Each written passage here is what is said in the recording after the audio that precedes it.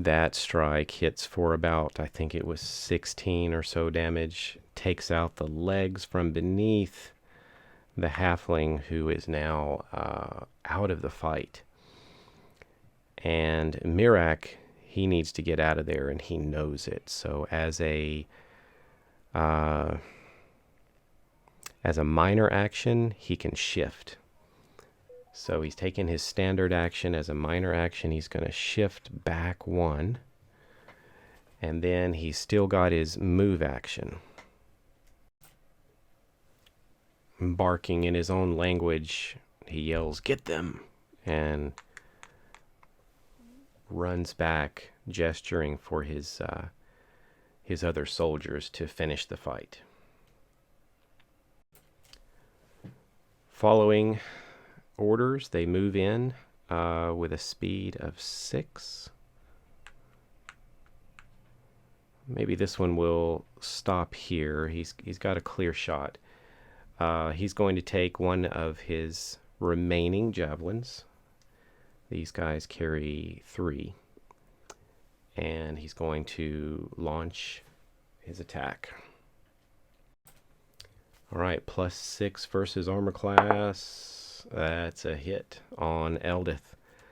Damage from the javelin is a straight 4 damage. All right, the next one moves. 1, 2, 3, 4. Also attempting to try to hurl this javelin straight down the hall.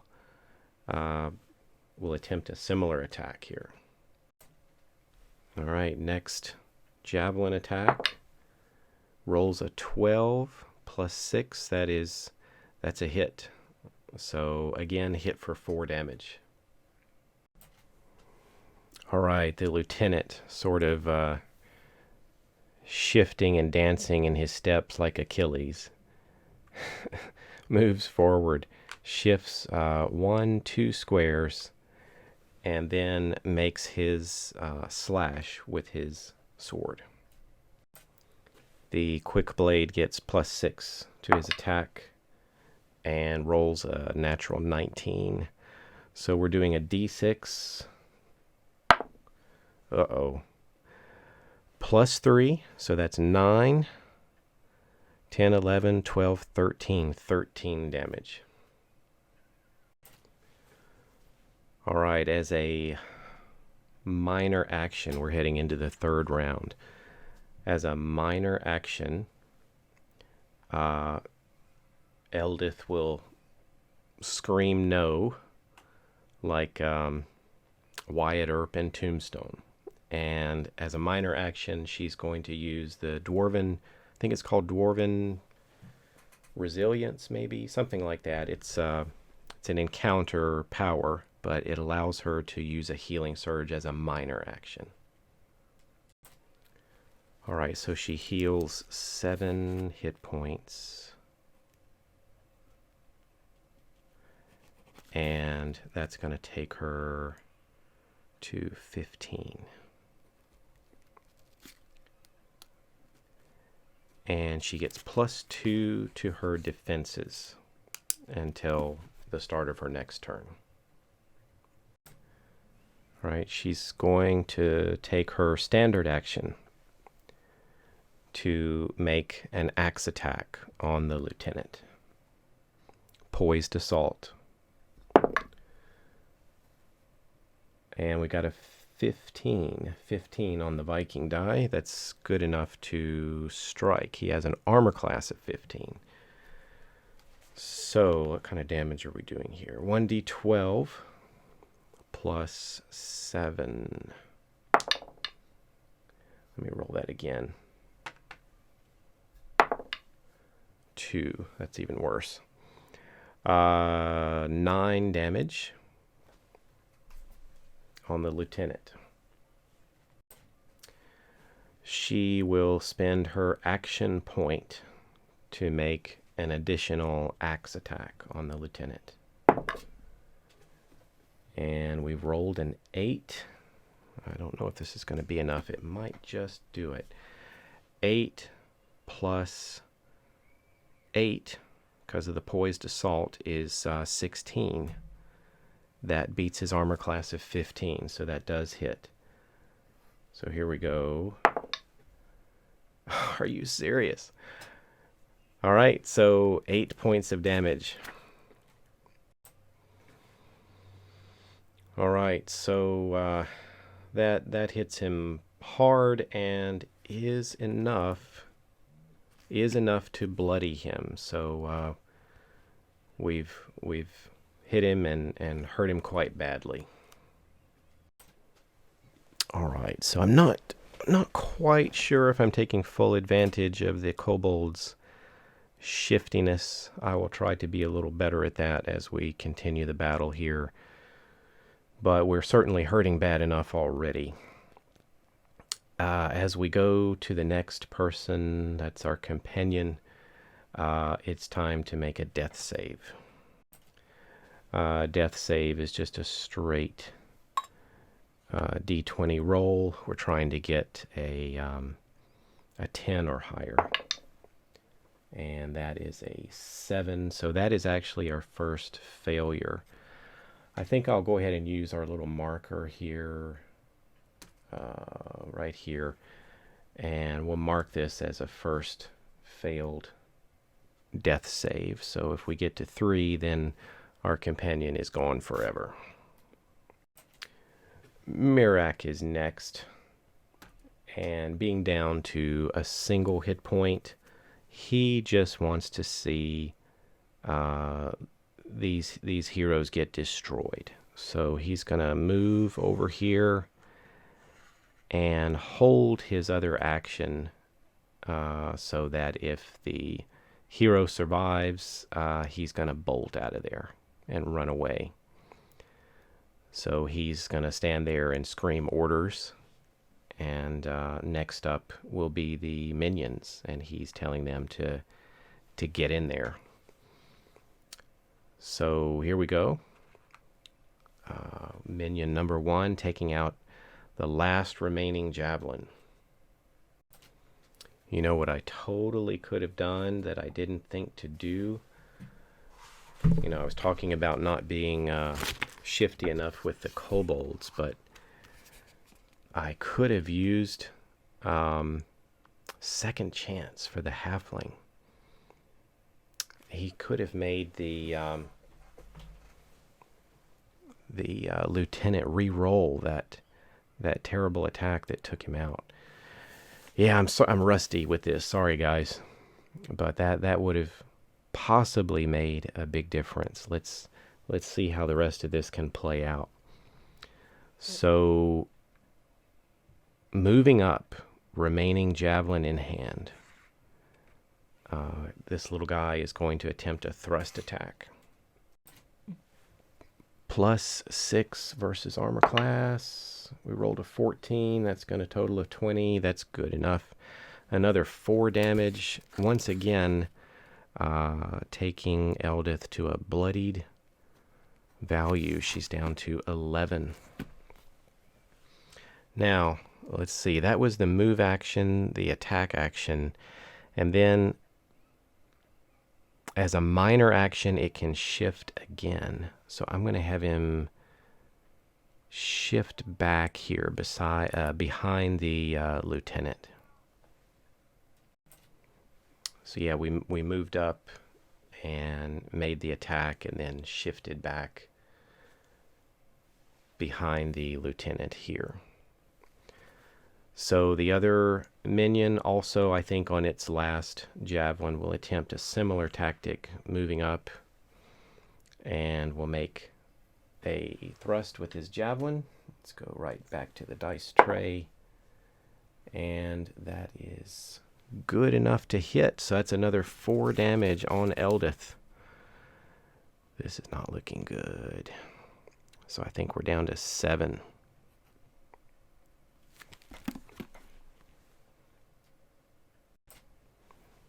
All right, this one's going to shift back. And now we're back to the lieutenant.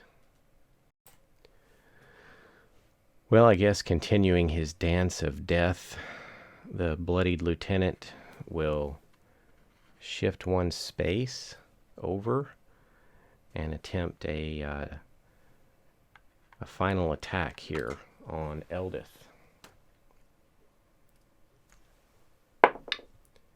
That's a 7.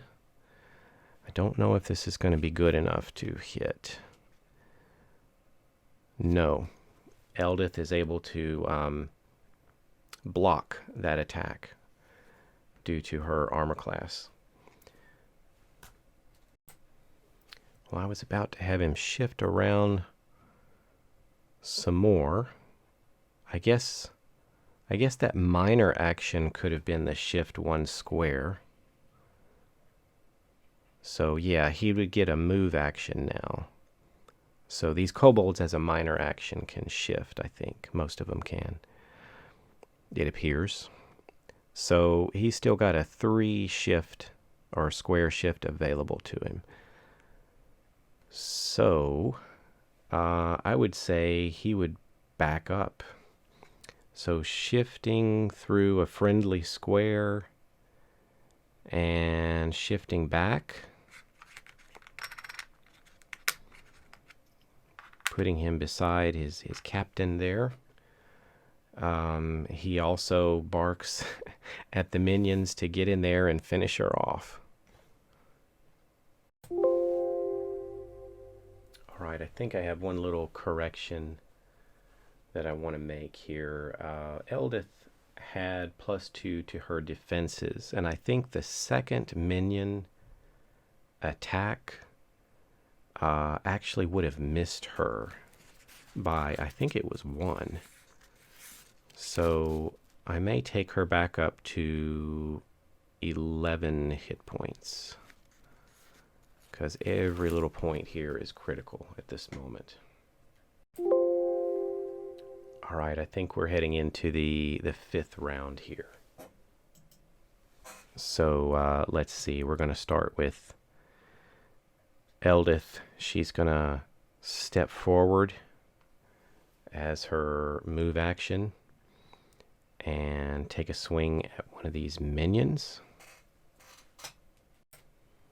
She is by herself and badly wounded. And we rolled a natural 20 on the Viking die. No joke. That's a little bit of a waste on a minion, but we'll take it. Really would have loved to have done that on the lieutenant.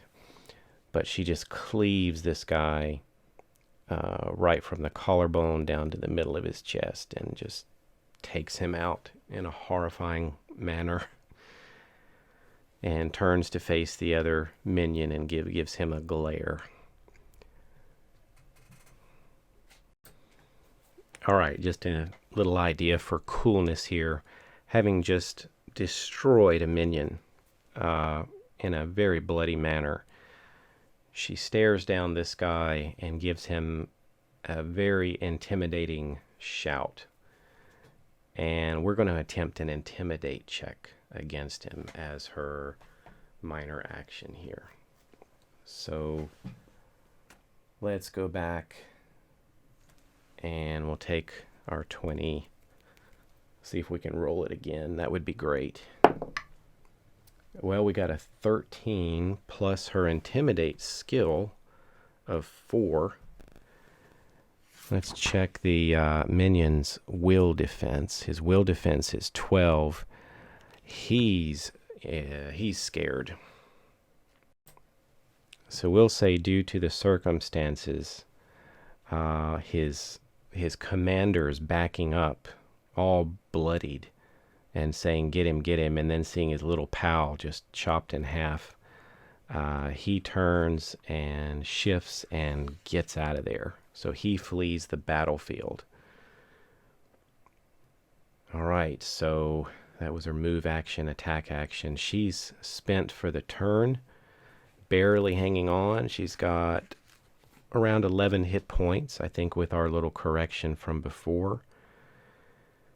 So what else is going to happen? We're going to have to make another death save. All right, we'll get out the companion die, see if we can get... We rolled a 17, so that means that Not that he gets back up on his feet or anything. It just means he's not any closer to death, so we don't advance the death tracker another step. So he's still unconscious. Well, I would say these last two kobolds are sort of arguing with each other, unsure of exactly what to do. The captain barks something. Lieutenant is resistant. And then he says something else that sort of puts a gleam in his eye. Perhaps he's promised something. And he dances forward with his quick blade and attempts a final attack. So Mirek himself is still not bringing himself over here into melee, but he's making his lieutenant go for it. That's a 4. That's going to be a miss. So I bet he's going to want to get out of there as fast as he can. He just shifted 1, 2 squares forward, so that was his move action.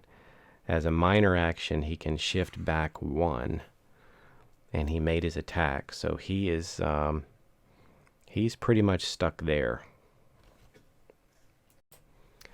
Well, I would say that Mirek had held his action to see how this would go, and seeing that his lieutenant botched the attack, he takes off, and he gets out of there.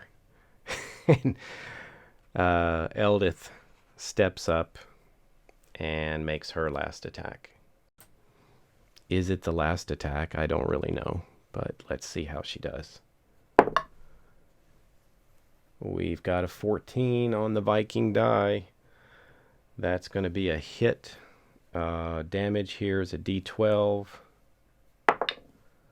That's a 3. I'm rolling terrible on these D12s. Plus 7. That's 10. That's still not enough to kill this guy. He's down to his final 2 hit points, though. And I would say seeing himself alone on the battlefield, unable to do pretty much anything else, I'd say he was going to get out of there. So he's going to shift and run and take off. So I'm going to say that Eldith survives the encounter.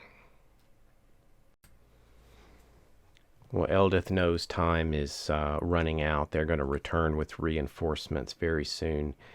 She rushes up to her fallen companion and attempts a quick, untrained heal check. Kind of first aid here. We've got a target of 15. Hey, we rolled a 15. We got a 15 plus 1 for her wisdom is 16. She's able to patch up his wounds and throw the little guy over her broad shoulder and take off towards the door. She manages to get the door open. Well, let me rethink that just for a second. She's carrying the halfling. She's gone to the door. Would it be open? Would she be able to get out of that door or not?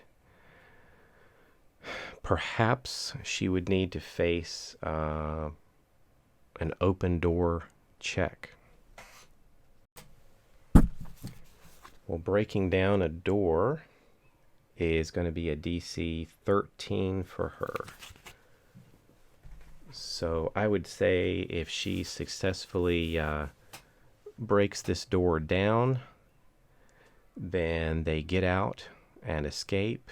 And if she fails to do it, then they end up getting captured. All right, so it's a strength roll here. D20 plus 4. And we hit a 17 on the Viking die. So plus 4, that's better than a 13. She manages to force open the doors and they escape. All right, so I had some fun with that encounter. That was difficult. Due to the nature of these creatures, I thought I would have them start to lose their morale once they started to fall or get badly wounded. So had some of them take off due to either being intimidated or seeing the others in their party flee. If they would have been very, stubborn and stayed there to just fight to the death, maybe it would have turned out differently. I know the kobolds could have been a little more shifty at times. That's something dungeon masters need to pay attention to. And I also, being a little rusty here with 4th edition, forgot that I could have done second chance for the halfling. That could have made a big difference, whether he would have been dropped or not. It could have really made a big difference in the battle itself. So I'm sure there's some other things I may have missed. For example, I nearly forgot about Eldith's +2 to defenses due to the healing surge, and I think that made a difference against one of the minion attacks. But anyway, let me know what you thought, and if I missed anything else, or if you have any other advice. It was fun to see them get out of there, and I was serious. If they were going to fail that roll to open the door and break it down on time, then I was going to have them get captured and fail the adventure. So kind of put it all on one roll there at the end. So more to come. I think Eldith's search for her sister will continue, and perhaps she realizes now she's got to be more careful around this area. It is absolutely bubbling with monsters and traps and deadly things, and she needs to come back this way with some help. So we'll look forward to that later. Thanks everybody, and I'll catch you some other time.